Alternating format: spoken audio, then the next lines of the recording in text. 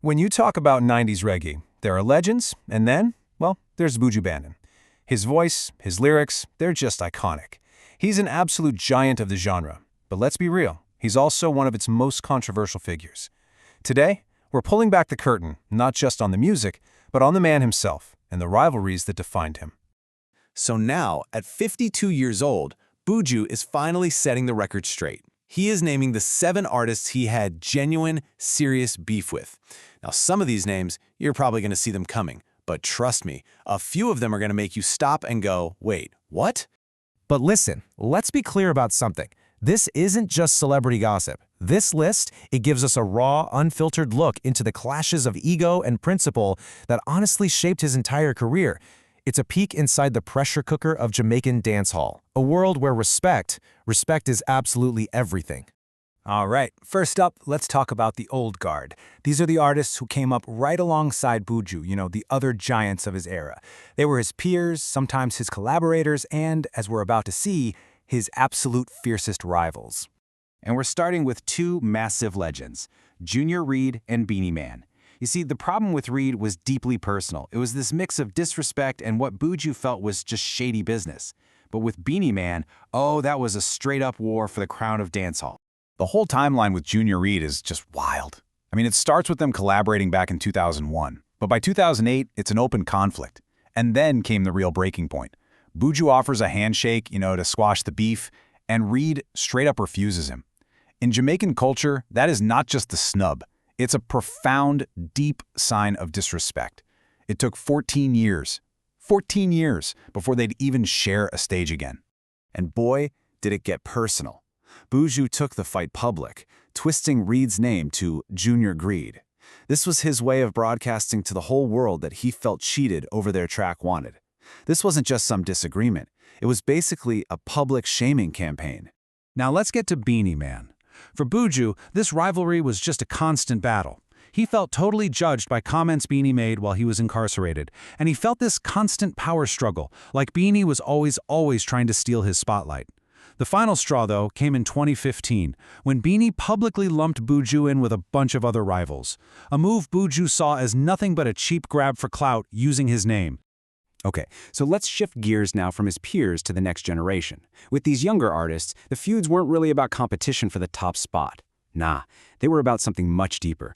We're talking clashing values, totally different musical philosophies, and what Buju saw as a complete breakdown of loyalty.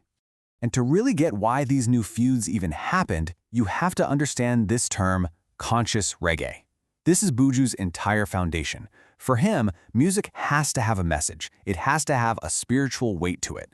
And this core belief is exactly why he clashed so hard with these younger artists who he felt were just chasing trends. And a perfect case in point, his long, bitter rivalry with Vybz Kartel. This beef goes way back to 2002, when Buju literally stormed the stage and snatched the mic from Kartel right in the middle of his performance. But it was way more than just ego. It was a clash of philosophies, Buju's conscious roots versus Kartel's raw, gritty street lyrics. And believe it or not, decades later, that war is still being fought on social media. This whole thing brings us to the artist's conscience. The conflict really kicked off after Buju made this really bold claim in an interview. He said that even from a prison cell, Vybz Kartel was still running dancehall, and that the new generation of artists was slacking, basically getting lazy. Well, Conscience took that very personally. He fired back, feeling like Buju had just disrespected the hard work of his entire generation. But here's the thing. For Buju, the issue wasn't even the disagreement. It was that Conscience took it public. In Buju's code, you handle that stuff behind the scenes, man to man. Then you've got his feud with Spice, the undisputed queen of dancehall. This was basically a battle over cultural territory. Buju dismissed Afrobeats, calling it shallow, and Spice, who was a huge champion of the genre, she defended it. For Buju, this was just pure disloyalty, a fellow Jamaican siding with what he saw as a rival sound instead of defending their own. But the conflict with Popcorn? That one hits different, because this one involved family. It all started with a dispute over a crash car that involved Buju's son, Marcus. So when these voice notes of his son's frustration got leaked to the public, Buju was dragged right into the middle of the whole mess. And let's be crystal clear about this. For Buju, this was never, ever about the car. It was about principle. He felt Popcan had disrespected his son, And in Buju's world, a line was crossed. You disrespect his family, you've disrespected him. End of story. And finally, we have Sean Storm. Now, as Vybz Kartel's right-hand man, he was already on Buju's radar, but he took it to a whole other level.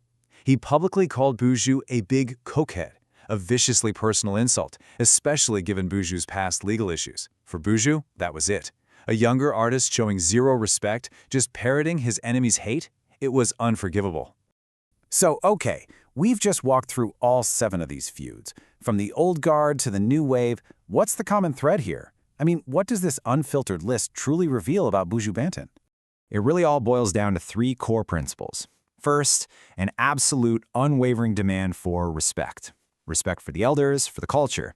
Second, an ironclad belief in loyalty. Loyalty to family, to your allies, and to the music itself. And finally, all of this, it's part of his lifelong fight to define the legacy of reggae and dancehall, on his terms and his terms alone. Which, it leaves us with one last question to think about. Do all these bitter feuds in this public drama, do they tarnish an artist's legacy? Or maybe, do they actually strip away the performance and reveal the unfiltered truth of who they really are? Definitely something to think about.